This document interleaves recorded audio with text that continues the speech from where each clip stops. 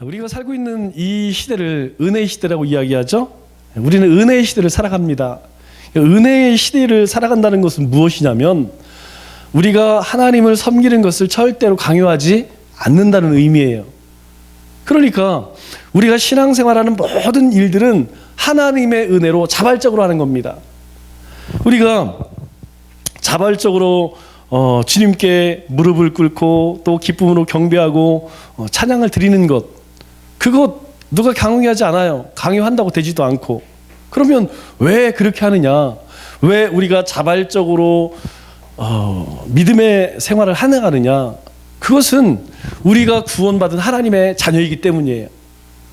우리가 구원을 받기 위해서 열심히 봉사를 하고 예배를 드리고 물질을 드리고 헌신하는 게 아닙니다. 우리가 구원을 받았기 때문에, 구원받은 하나님의 백성이기 때문에 우리는 감사함으로 예배드리고 찬양하고 헌신하고 그리고 우리의 삶을 하나님께 드려지는 것이죠. 그것을 성경은 뭐라고 이야기해요? 순종이라고 이야기합니다. 하나님께서는요, 우리 안에 보내주신 성령님의 인도하심을 따라 살기를 원하고, 그리고 귀와 눈이 열려져서 하나님의 말씀의 세계를 깨닫기를 원하세요. 뿐만 아니라 우리의 모든 상황을 통하여서 나에게 매일매일 말씀하시는 하나님의 인도하심을 따라 살기를 원하신다는 것이죠. 그래서 은혜의 시대라고 이야기하는 거예요. 은혜가, 하나님의 은혜를 매일매일 충만하게 공급받는 사람은요, 그 은혜 가운데에서 너무너무 행복한 삶을 사는 거예요. 그러나 하나님께서 주시는 은혜가 공급되지 않는 사람은 이 시대만큼 갈급한 시대가 없는 거예요. 여러분, 동일하게 같은 장소에서 같은 시대에 하나님을 예배하고 믿음의 삶을 살지만 다 충만한 삶을 살까요? 아닙니다. 어떤 사람은 마치 소가 코 뚫어서 끌려가는 것처럼 억지로 가는 사람이 있고, 어떤 사람은 신이 나서 춤을 추며 가는 사람이 있어요. 그래서 은혜의 시대라는 거예요. 그래서 은혜를 누리라는 겁니다. 하나님께서는 사모하는 자에게 하나님이 부어주신대요. 하나님께 요구하는 자들에게 부어준다는 거예요. 하나님 은혜 주옵소서. 하나님의 은혜가 없으면 못 삽니다. 그렇게 사모하고 갈급한 심령에 하나님은 계속 부어준다는 거예요. 그런데 하나님이 부어주고 싶어도 내가 사모하는 마음이 없으면, 내가 그것을 받을 준비가 되어 있지 않으면 아무 소용이 없다는 거예요. 참 이상해요. 하나님의 은혜는 그렇습니다. 하나님의 은혜는 내가 하나님을 향해 마음만 열면, 내 중심만 하나님을 향하면 하나님은요, 우리 가운데에 그냥 다 하지 못하는 은혜를 부어주세요. 그것이 그리스도인이 누리는 가장 큰 축복이죠. 세상에서 잘 되는 것, 성공하는 것, 돈 많이 벌고 출세하는 것, 여러분 이것을 하나님의 축복이라고 절대 생각하지 마세요. 그게 축복이 아닙니다. 진짜 축복은 하나님과 동거함, 하나님과 동행함, 하나님과 함께하는 것, 그것이 진정한 축복이라는 사실이에요. 우리가 사실 욕심을 부려서 그렇지, 여러분 우리의 삶 하나님이 지켜주시고 먹여주시고 인도하시잖아요. 우리가 그 받은 복을 세어보면요, 셀 수가 없습니다. 그런데 우리는 참 이상한 게 뭐냐면, 하나님이 주신 이 10가지 건데 딱 없는 하나만 바라봐요. 아, 나에게는 왜 돈이 없을까? 하나님은 건강도 주시고 가정도 주시고 믿음 주시고 다 주셨는데 한 가지 없어. 그런데 9가지는 바라보지 못하고 한 가지만 바라봐. 그 한 가지. 그래서 그걸 가지고 어떻게 해요? 원망하죠. 그거 가지고 불평하죠.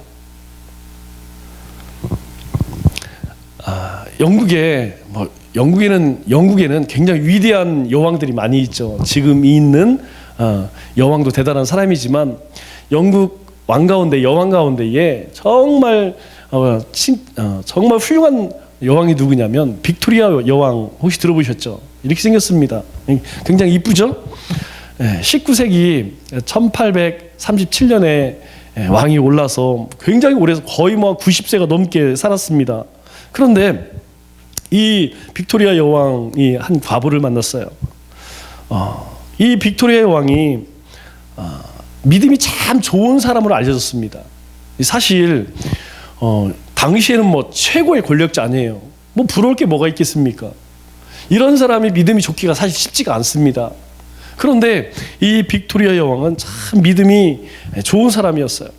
믿음이 좋다 보니까 그 하나님 사랑하는 마음으로 백성들을 돌봤겠죠. 그래서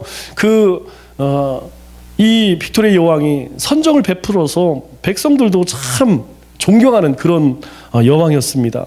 그런데 이 빅토리아 여왕이 하루는 궁궐을 나와서 서민들을 자주 만났다고 그래요. 사실 쉽지가 않습니다. 하고 싶어도 이 사람들이 주위 있는 사람들이 잘 못 만나게 해요. 왜 못 만나게 할까요? 왜 못 만나게 왕이 직접 백성들을 만나게 되면 백성들이 어떤 생각하고 있는지 직접 듣잖아요. 그렇게 되면 이 중간에 있는 사람들, 그 사람들이 중간에서 이 장난을 못 친다고. 그래서 이 왕의 귀와 눈을 막아야지 자기네 뜻대로 할 수 있거든. 근데 이 빅토리아 여왕은 일반 서민들을 자주 만났다고 그래요. 그들의 이야기도 많이 듣고 희로애락을 함께 나누는 것을 참 좋아했다고 합니다. 그런 빅토리아 여왕이 한 과부를 만났는데 여왕이 만날 정도면 그 과부도 굉장히 믿음이 좋았겠죠. 믿음이 좋은 사람들이 모이면 여러분 어떤 얘기를 나눌까요? 믿음이 좋은 사람들이 모이면 항상 하나님에 관한 이야기, 하나님이 우리에게 어떤 복을 주셨는지, 어떤 계획을 갖고 계신지 그런 이야기들을 많이 나누죠. 대부분 신앙이 좋은 사람들은 신앙적인 이야기들을 많이 합니다. 신앙이 안 좋은 사람들은 신앙이 안 좋은 얘기만 해요. 왜냐? 사람은 자기 관심거리를 이야기하게 돼 있습니다. 내가 우리 청년들은 지금 여자친구, 남자친구, 이성에 관심이 많겠죠? 진로, 그리고 또 어떻게 살아가야 할까, 이런 거 주로 이제 현실적인 문제 때문에. 그러나 이제 인생에 좀 황혼기에 들어오신 어르신들은 그런 거 별로 관심이 없어요. 지금 내일 모레면 하나님 나라 갈 건데 지금 돈 많이 벌어서 뭐 할 거고 지금 출세해서 뭐 할 거예요. 어떻게 하면 하나님 나라에 가기까지 믿음 잘 지키고 하나님 기뻐하시는 삶을 살다 갈 것인가. 그죠? 믿음 좋은 이 여왕이 믿음 좋은 과부를 만나서 그들은 마음과 마음이 통하는 그런 신앙적인 이야기를 많이 나누었다고 합니다. 그런데 이 빅토리아 여왕이 과부에게 한번 하루는 이런 질문을 했습니다. 당신의 생애에서 당신을 찾아와 주신 손님 가운데 가장 고귀한 분은 누구였습니까? 이 과부가 이제까지 살아가면서 당신이 만난 사람 가운데에서 가장 존귀한 사람은 어떤 사람입니까? 이렇게 물어보니까, 이렇게 물어볼 때에 이 여왕이 무엇을 염두하고 물어봤겠어요? 아마 마음속으로는 예수님입니다 이런 대답을 기대하고 물었겠죠.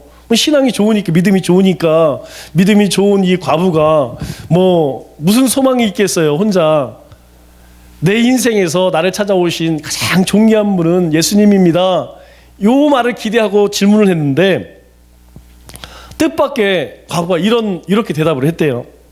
그야 물론 여왕님이시지요. 제 삶에 있어서 여왕님이 저를 찾아와 주신 것은 정말 무한한 영광입니다. 아니, 여왕은 이 질문을 할 때 예수님입니다, 이 대답을 기대를 했는데 이 과부는 뭐라고 이야기하냐면 여왕님이지요. 그러니 이 여왕님이 얼마나 당황을 했겠어요. 신앙이 없는 사람들 같으면 당연히 여왕님이라 하겠죠. 그런데 이 과부는 신앙이 참 좋은 사람이잖아요. 그러니 당연히 인생 가운데서 가장 존귀한 분은 예수님이어야 되는데 여왕님이라는 거예요. 그때 이 과부가 이렇게 대답을 했다고 합니다. 여왕님, 예수님은 제 삶에 있어서 저희 손님이 아니라 저의 주인이십니다. 예수님은 처음부터 언제나 나와 함께 하셨습니다.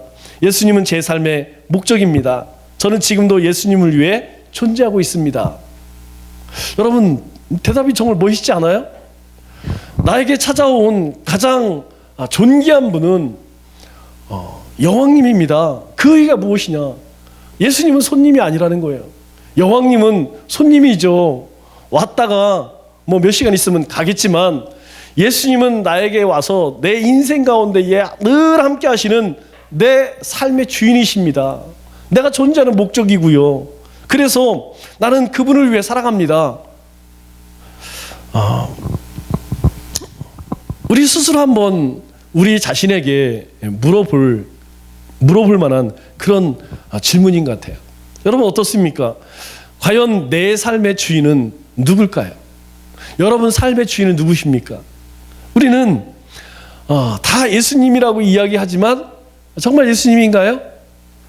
내 삶을 다스리시는 분, 내 삶을 이끌고 가는 분, 그거는 나인가 아니면 주님이신가? 우리가 예수님 자녀가 되었다는 것은 우리가 예수님을 주인으로 모셨다는 거예요.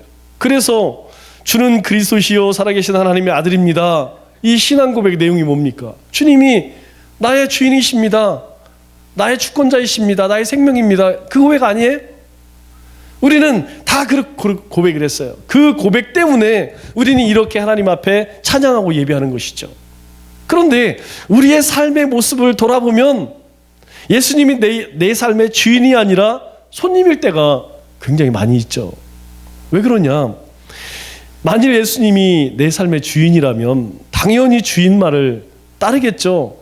그런데 그 주님이 우리 가운데 계속 계시면 너무 불편한 게 많어. 예배 드릴 때는 괜찮아요.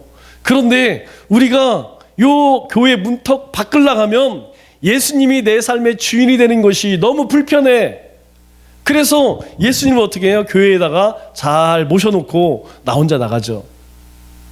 그러면 결국 예수님은 내 삶의 주인이 아니라 뭐라는 얘기예요? 내 삶의 주인이 아니라 손님인 것이죠. 그래서 이 과부의 이 고백이 우리가 정말 심각하게 고민할 만한 그런 대답이었다는 것이죠. 하나님은 왜 예수님을 지극히 높이셨습니까?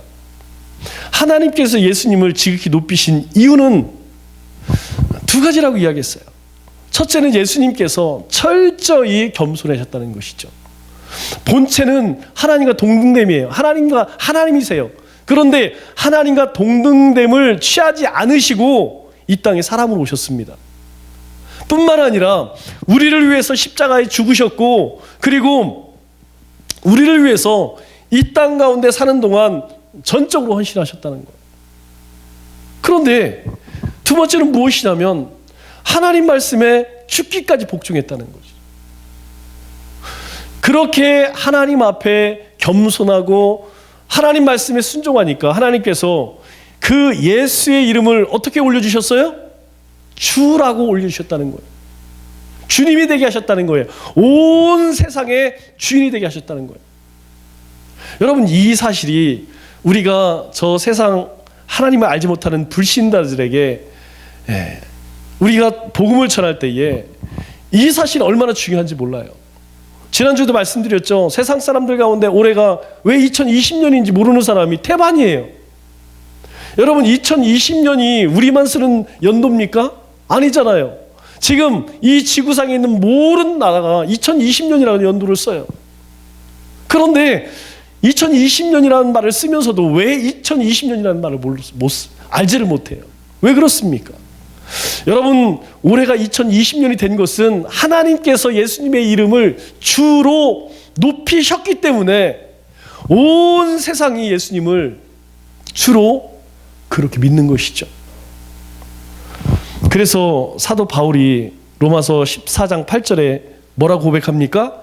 우리가 살아도 주를 위해 살고 죽어도 주를 위해 죽나니 그러므로 사나 죽으나 우리가 주의 것이로다. 여러분, 이 말씀 가운데 주라는 말이 몇 번 나오죠? 우리가 살아도 주를 위해 살고, 여기서 주가 뭡니까?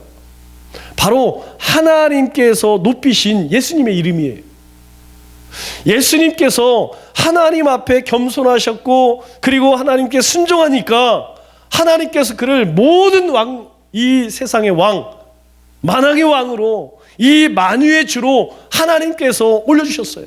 그 예수님을 향하여서 사도 바울이 뭐라고 고백합니까? 우리가 살아도, 내가 살아도 주를 위해 살고 죽어도 주를 위해 죽나니 사나 죽으나 우리가 주의 것이다. 여러분, 우리의 고백 아닙니까? 우리는요, 살아도 이 세상의 주인 되시는 하나님의 것이고요, 우리가 죽어도 만유의 주 되시는 주님의 것이에요. 우리는 주님의 것입니다. 우리는 주님께 속한 사람이에요. 우리는 하나님 나라의 백성이라는 거예요. 하나님께서 예수님의 이름을 그렇게 겸손케 하셨고 순종케 하심으로 말미암아서 높여주셨다는 것이죠. 왜 우리의 삶의 주인이 되십니까? 만일 예수님보다 더 높은 사람이 있다면 당연히 그 사람을 주인으로 모셔야겠죠. 그러나 하나님이 높이신 분은 예수님이라는 거예요. 그래서 그분이 우리의 삶의 주인이시라는 거예요. 그렇기 때문에 우리의 삶의 목적이 뭡니까? 바로 주님을 위해 살아가는 것이죠. 그래서 오늘 주님께서 예수님의 이름을 지극히 높이신 결과가 무엇이냐? 11절 말씀 보세요. 11절 말씀을 보니까 모든 입으로 예수 그리스도를 주라 시인하여 하나님 아버지께 영광을 돌리게 하셨느니라. 이것 때문에 하나님께서 올리셨다는 거예요. 높이셨다는 거예요. 바로 하나님 아버지께 영광을 돌리게 하시기 위해서 하나님께서 예수님의 이름을 주라고 하는 그 높음으로 하나님께서 올려주셨다는 것이죠. 성부 하나님께서 성자 예수님을 지극히 높이십니다. 그리고 성자 예수님은 성부 하나님께 영광을 돌려요. 그리고 성부 하나님께서 이 예수님을 통하여서 영광을 받으신다는 것이죠. 여러분, 이게 왜 중요하냐? 중요한 이유가 있어요. 우리는 하나님 앞에 영광 돌릴 수 있는 존재가 아니었다니까요. 우리는 하나님으로부터 저주와 심판을 받은 그런 자들이었어요. 그런데 하나님께서 예수님을 주로 높이심으로 말미암아서 그 주님이, 그 예수님이 나의 주님 되셨기 때문에 이제 우리의 삶을 통하여서 우리도 하나님 아버지께 영광을 돌리게 되었다는 거예요. 이게 중요한 것입니다. 사도 바울이 사나 죽으나 우리는 주의 것이다 라고 고백한 이유가 무엇입니까?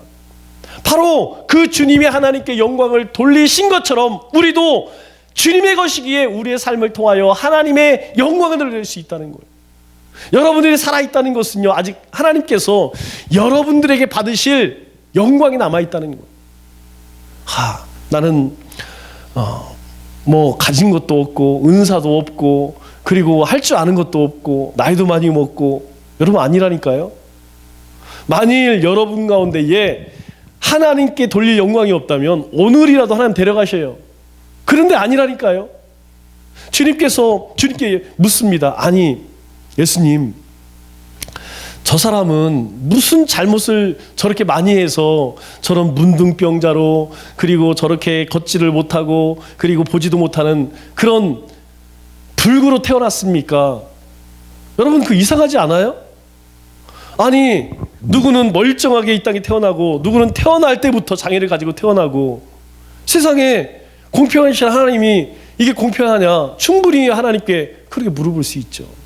그런데요, 이유가 있다는 거예요. 무슨 이유? 하나님께서는 그러한 자를 통하여서 온전히 태어난 사람으로부터 받을 영광이나 그렇지 못한 자들에게서 동일하게 어떻게 해요? 영광 받기를 원하신다는 것이죠.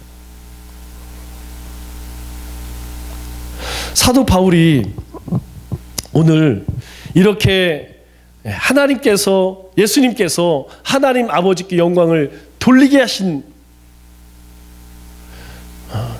이것이 우리에게 주는 교훈이 무엇입니까? 여러분, 예수님을 높이심으로 말미암아서 우리 10절, 11절 말씀을 보면 세 가지를 말씀하세요. 세 가지를 말씀하시는데 첫째가 무엇이냐면 10절 하반절에 보면 예수의 이름에 무릎 꿇게 하시고, 두 번째로는 11절 주라 시인케 하며, 세 번째 영광을 돌리게 하셨다, 그렇게 이야기한다는 거예요. 여러분, 예수님의 이름을 주로 올리신 세 가지 이유가 무엇이냐면, 첫째는 하늘에 있는 자들과 땅에 있는 자들과 땅 아래에 있는 모든 자들로 하여금 다 예수님 앞에 무릎 꿇게 하신다는 것이죠. 두 번째로는 모든 세상으로 하여금, 모든 생명으로 하여금 예수님을 주로 인정케 하신다는 거예요. 세 번째가 하나님께 영광을 돌리게 하시겠다는 거예요. 이 이야기를 빌립보 성도들에게 왜 할까요? 왜 장엄하게 하나님께서 예수님을 이 땅에 보내셨고 이렇게 하셨고 이런 이야기를 하시는 이유가 무엇입니까? 지금 빌립보 교회 안에는 여러 가지 문제들이 있어요. 대표적인 문제가 이단 사상이 들어오죠. 여러분, 이단 사상이 들어오면 교회 안에 분란이 시작됩니다. 나뉘게 되고 다투게 되고 그리고 분란이 생기게 돼 있죠. 교회가 시끄럽게 되는 거예요. 어려움이 겪게 되는 거예요. 지금 빌립보 교회가 그런 상황에 놓여 있다는 것이죠. 그래서 사도 바울이 이러한 얘기, 지금 우리의 주 되시는 예수님은 누구냐? 지금 하늘이나 땅이나 땅 아래에 있는 모든 자들이 예수님 앞에 무릎 꿇고 온 세상이 예수님을 주라 시인하고 그리고 영광을 돌리게 하신 그 이유가 무엇이냐? 우리 2장 2절 말씀을 보니까 이렇게 이야기를 합니다. 2장 2절에 마음을 같이하여 같은 사랑을 가지고 뜻을 합하여 한 마음을 품어 너희가 예수님의 마음을 품으라 이렇게 이야기를 해요. 지금 빌립보 성도들에게 마음을 같이하여 같은 사랑을 가지고 뜻을 합하여 한 마음을 품어라 이렇게 이야기해요. 여러분, 이 이야기를 하는 이유가 무엇입니까? 지금 마음이 같이 한다는 얘기입니까? 마음을 같이 하고 있는데 이런 이야기를 하겠어요? 아니라는 것이죠. 지금 마음이 같지가 않아요. 같은 사랑을 가지지 않아요. 뜻을 합하지 않아요.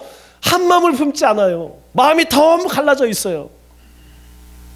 그러다 보니까 교회가 교회 역할을 못하는 거예요. 교회가 세상의 빛과 소금이 되어야 되는데 세상을 선도해 나가야 되는데 세상으로부터 어떻게 해요? 손가락질을 조롱거리가 되어가고. 여러분, 이 모습을 보면 뭐가 생각나요? 이 시대의 교회. 여러분, 제가 여러분들이 청년이었을 때, 젊었을 때에 교회가 이런 데 좀 안 받았어요. 직업 순위를 보면 항상 1, 2, 3등 안에 목사님이 들어있었어요. 앞으로 뭐가 될래? 목사님이 3등 안에 들었었다니까요. 어딜 가든지 저 교회 다닙니다. 그러면 이 사람은 정직한 사람, 이 사람 믿을 만한 사람. 옛날에 그랬어요. 똑같이 수박설에다 걸리다가도 교회 다니면 쟤 교회 다니는데 쟤는 안 했을 거야. 예전에는 교회 다니는 성도를 향해서 그렇게 인정했어요. 그런데 어느 순간부터 교회가요 많이 바뀌어져 버렸어요. 여러분, 빌립보 오늘 이 편지를 쓰고 있는 이 시대나 지금 우리가 살아가고 있는 이 시대나 교회를 향한 이 비난은, 조롱은 여러분 동일하다는 것이죠. 왜 그럴까요? 뭐 일을 안 해서 그럼 뭐 사람이 없어 그런가요? 아니라는 것이죠. 오늘 이거 얘기하는 거예요. 마음을 같이하여 같은 사랑을 가지고 뜻을 합하여 한 마음을 품어 너희가 하나가 되어서 정말 하나님을 사랑하고 내 이웃을 사랑하고 있느냐? 너희가 한 마음이 되어 있느냐? 한 마음이 되어 있느냐? 정말 하나님이 기뻐하시는 그런 교회를 너희가 만들어가고 섬기고 있느냐? 그래서 마음을 같이 하나가 되라는 거예요. 여러분, 우리가 신앙생활하면서 여러분의 마음은 어디에 두고 계십니까? 여러분들이 이렇게 손을 얹으시고 예수님을 내가 신앙생활하는 이유를 잠시 생각해 보면 돼요. 나는 내 인생, 내가 하는 모든 일들을 통하여, 내가 교회 생활이든 가정 생활이든 사회 생활이든 이 모든 일들을 통하여서 하나님의 영광만 드러냈으면 좋겠다. 여러분, 그것이 교회의 존재 목적이고 여러분이 살아있는 목적이에요. 그런데 그 마음을 같이 하고 있느냐? 아니라니까요. 아니에요. 그걸 어떻게 할 수 있는지 아세요? 살아가는 모습을 보면 알아요. 우리가 살아가는 모습을 보면 그 사람이 무엇을 품는지 알 수 있다니까요. 열매를 보면 여러분 과정을 알 수 있는 거예요. 오늘 빌립보 성도들에게 사도 바울이 그거 얘기하는 거예요. 오늘 이 말씀을 우리가 하는 이유가 바로 그걸 얘기하는 거예요. 너희 마음이 어디를 향하고 있느냐? 너희 마음이 하나님을 향하고 있느냐? 아니면 하나님을 이용하여서 너의 욕심을 채우고 있느냐? 빌립보 성도들도 마찬가지였어요.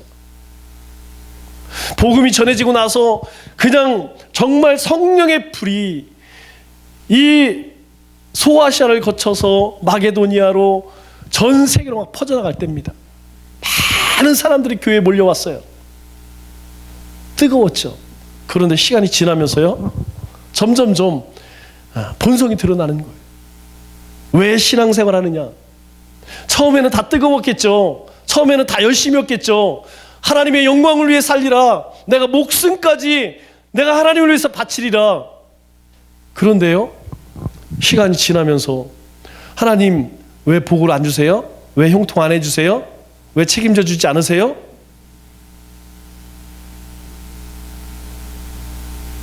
오늘 이 시대도 마찬가지라는 거예요.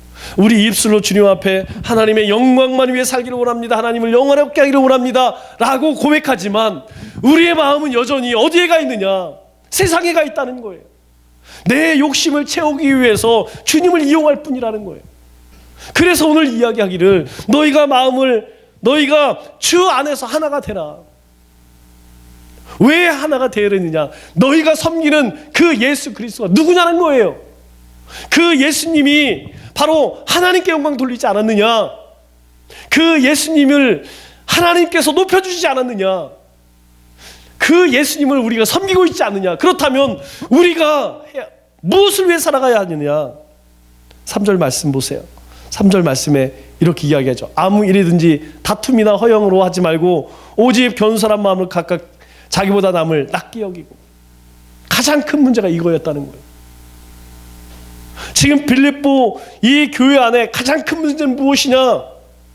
같은 마음 한 뜻이 되지 않는 가장 큰 이유가 무엇이냐면 아무 일에든지 다툼이나 허영을 하고 있었다는 거예요. 그래서 너희가 이거 하지 말라는 거예요. 여러분, 겸손의 의미가 뭡니까? 여기 보세요. 오직 겸손한 마음으로. 겸손은요, 각각 자기보다 남을 낮게 여기는 마음이래요. 내가 아내를, 남편을 낮게 여기고 내가 나보다 다른 사람들 낮게 여기면 여러분 절대 다툼 일어나질 않아요. 아, 내가 부족한데. 그런데 우리 마음 가운데에는 쟤는 나보다 예배 잘 안 드려. 기도 안 해. 쟤는 나보다 직분도 없어. 쟤는 많이 배우지도 못했어.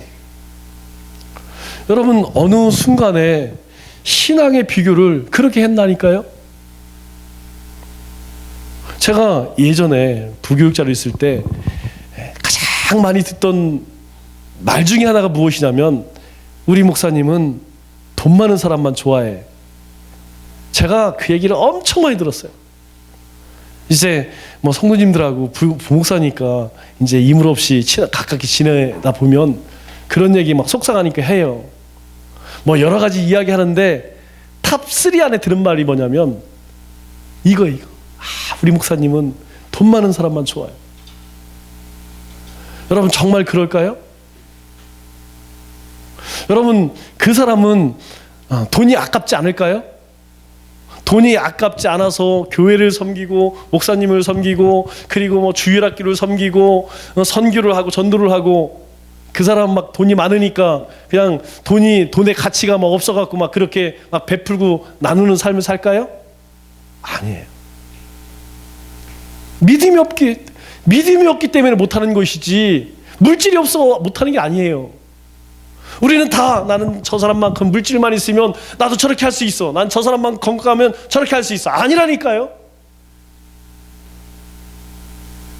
그거 있어도 못해요. 뭐가 없으면? 믿음이 없으면, 하나님을 사랑하는 마음이 없으면 여러분 절대로 예배드릴 수 없는 거예요. 기도하지 않습니다. 헌신할 수 없는 거예요. 주님을 사랑하기 때문에 예배하는 것이고 기도하는 것이고 헌신하는 거예요. 여러분, 앞으로 우리가 이제 밖에 나가서 열심히 전도할 텐데 여러분, 전도는 의무가 아닙니다. 전도는 무엇이냐면 영혼 사랑이에요.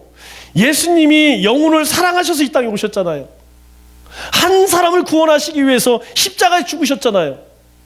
우리는 그 예수님을 오늘 말씀에서 이야기하는 것처럼 주님으로 여기고 있어요. 그런데 주님이 그 일을 위해서 오셨고 그 일을 하셨는데 우리가 그 일을 하려고 하면 어때요? 닭공문이 빼지 어떻게 해. 공부까지는 열심히 해요. 배우는 건 잘해. 배우는 건 잘해요. 그런데 전도는요, 여기서 하는 게 아니에요. 어디 나가서 해야 되느냐? 나가서 전도 돌리고 사람 만나서 예수님 믿으세요 라고 해야 된다니까요. 오늘도 제가 그냥 수요일인데 웬만하면 참으려다가 진짜 여기까지 몇 번씩 열받은 사람, 참 열받게 하는 사람 많아요. 이 사탄이요, 영적으로 사람을 얼마나 고통스럽게 하는지 아세요? 궁금하면 한번 나가서 해보세요. 동네 한 바퀴 싹 돌면서 지나가는 사람에게 한 번만 해보세요. 그냥 진짜 여기까지, 그래 예수 믿지 말고, 이 소리가 여기까지 나와요. 여기까지. 진짜 그래 지옥 가라, 그렇게 지옥 가고 싶으면 가세요. 막 그런 말이 막 여기까지 나와. 그럼에도 불구하고 복음을 전한 이유가 뭐예요? 주님이 그 일을 하셨잖아요. 그 주님이 나를 하나님의 자녀 되게 하셨잖아요. 그렇다면 당연히 내 안에도 그 주님의 마음을 품어야죠. 그래서 오늘 이 빌립보 성도들에게 너희가 다툼과 허영으로 하지 마라. 왜? 주님께서 겸손하지 않았느냐? 주님께서 순종하지 않았느냐? 그렇다면 너희들도 이제 하나가 되지 않겠느냐? 야고보서 4장 10절 말씀을 보니까 이렇게 이야기합니다. 주 앞에서 낮추라. 그리하면 주께서 너희를 높이시리라. 여러분, 주님 앞에 낮춘다는 것은 주님 말씀에 순종한다는 거예요. 우리의 자신을 우리가 주님 앞에서 낮춘다는 것은 주님 말씀에 순종한다는 겁니다. 주님께서 우리에게 하신 말씀을 내 삶 가운데 행하기 위해서 몸부림치는 것, 그것이 주님 앞에 낮추는 거예요. 누가 하고 싶겠어요? 누가 이 수예배 나와서 누가 예배 드리고 싶어지? 집에서 그냥 편히 쉬고 싶죠. 새벽에 졸려 죽겠는데 누가 나와서 여기서 기도하고 싶어요? 그냥 잠자고 싶지. 예배 끝나면 휙 가고 싶지. 누가 사역하고 싶어요? 누구 바쁜 사람이 시간이 남아 돌아서 뭐 돌아다니며 전도합니까? 그런 사람 없어요. 그런데 왜 그렇게 할까요? 왜 예배하고 기도하고 헌신하고 복음을 전할까요? 목숨을 버려가면서 왜 선교를 할까요? 주님이 그렇게 하라고 말씀하셨기 때문에, 주님이 그 일을 하셨기 때문에, 주님께서 하나님 앞에서 자신을 낮추어서 사람들 앞에 낮추어서 십자가에서 죽으시기까지 겸손하고 순종하셨기 때문에 우리도 하는 거예요. 오늘 빌립보 성도들에게 너희도 왜 너희 가운데에 다툼과 허영을 하느냐? 왜 내 자신만 자꾸 높여지려고 하느냐? 너를 낮춰라. 그러면 주님께서 높이실 거야. 여러분, 이 말씀을 역으로 이야기해요. 주 앞에서 내 자신을 높이면 주께서 너희를 낮추시리라. 이렇게 되는 거예요. 우리 자신을요 세상 가운데 드러내면, 너를 자꾸 나를 드러내려고 하면 주님께서는 그런 사람을 낮추신대요. 그러나 주님 앞에서 낮아지면 주님이 우리를 높여주신대요.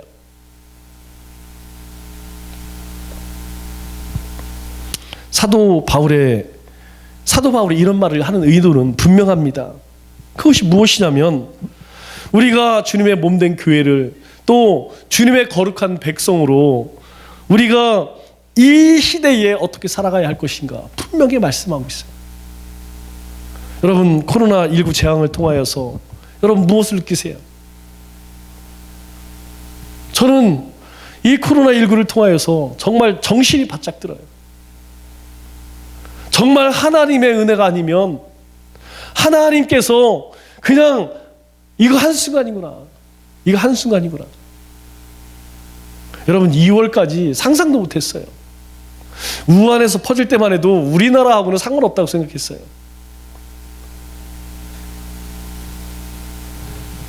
말씀을 맺도록 하겠습니다. 우리가 예수님의 마음을 품고 예수님처럼 겸손해지면 세상 사람들은 우리를 무시하고 조롱할지 모릅니다. 아니, 분명히 그렇게 할 거예요. 그렇게 할 것입니다. 이것이 겸손에 대한 세상 사람들의 반응이고 평가이겠죠. 하지만 하나님은 겸손한 예수님을 높이신 것처럼 겸손한 우리를 높이실 것이라고 말씀합니다. 이것이 바로 겸손에 대한 하나님의 평가이죠.